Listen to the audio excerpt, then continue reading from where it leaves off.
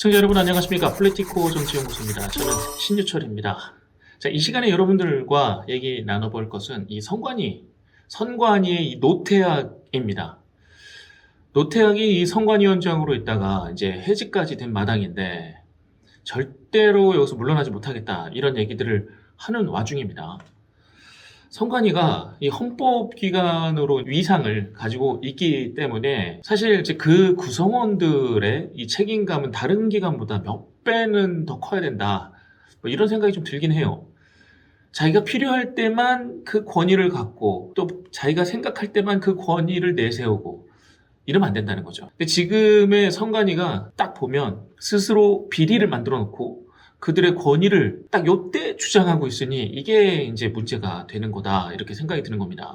이제 이거는 얍삽하고 자기가 하고 싶은 일만 하겠다 뭐 이런 심상으로 사실 보여지기도 하죠. 북한에서 해킹을 했다고 하니까 어떤 정보가 유출이 됐는지 국정원에서 이거 보안점검을 받자 뭐 이렇게 얘기를 했는데 안 받아.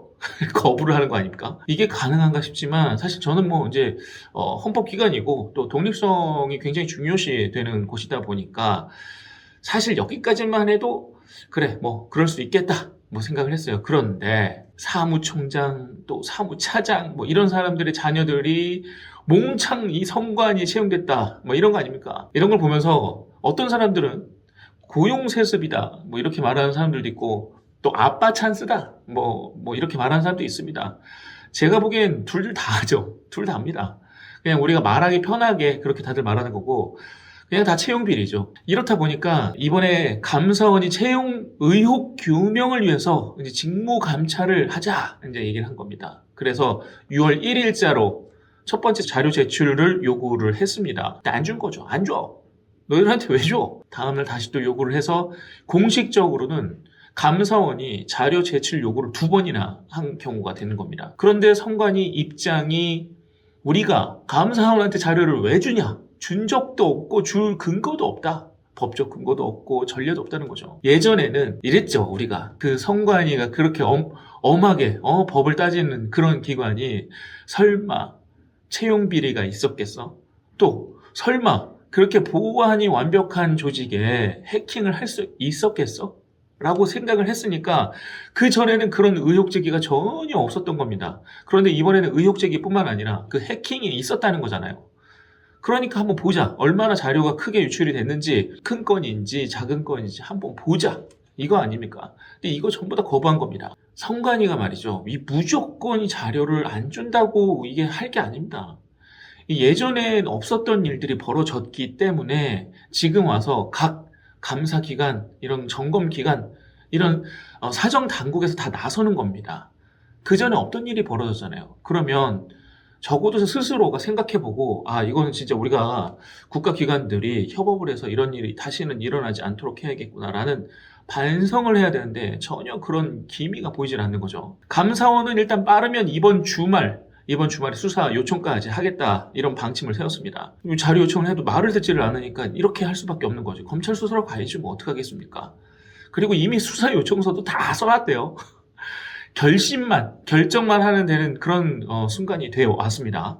이 주요 혐의는 말이죠. 선관위 채용 비리 등 부패 행위에 대한 감사 거부입니다. 아니 어떻게 하면 자기 자식들을 이렇게 안으로 싹 스며들게 할 수 있을지 저도 궁금합니다. 저도 궁금해. 이게 조사 결과가 나왔으면 좋겠어요. 어떤 식으로 했는지. 자, 이런 상황에서 일단 사무총장이랑 사무차장 이런 사람들은 사퇴하고 싹 숨었죠.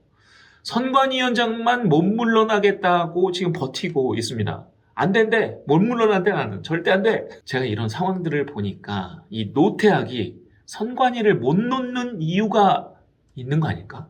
이런 생각도 들더라고요. 그러니까 이렇게 어거지 바가지를 쓰면서까지 남아있고 숨기려고 하는 무언가가 있다. 제가 보기에는 사실 그런 느낌이 좀 들었어요. 만약에 지금 드러난 것보다 더 많은 실수와 더 많은 오판 그리고 더 많은 유출이 있었다면 그런 것까지 드러나게 될까봐 꺼리는 건 아닐까 하는 생각이 드는 겁니다. 저만 그런 건가요? 선관위원장의 권한으로 뭔가 할 일들이 있었다면 이라는 자꾸 전제들이 생기더라고요. 자, 그런데 말이죠. 이런 걱정을 저만 하고 있었던 게 아니더라고요. 전국 교수 모임에서도 성명을 냈습니다. 성관이가 이상하다는 겁니다. 성관이가 헌법과 국민 위에 군림할 수 없는데 지금의 행태는 헌법과 국민 위에 있다, 이런 겁니다.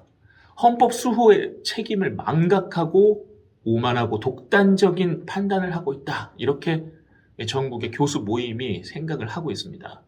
뭔가 구리다. 야, 너네 지금 뭔가 이상해. 너네가 판단하는 게 이성적이지가 않아, 라고 얘기를 하는 겁니다. 저만 그런 게 아니라 지금 대체로 이 사건을 본 여러분들도 아마 비슷한 생각일 것 같습니다. 선관위가 말이죠, 고집을 피우면 피울수록 그 조직에 대한 국민들의 신뢰는 금이 가는 겁니다.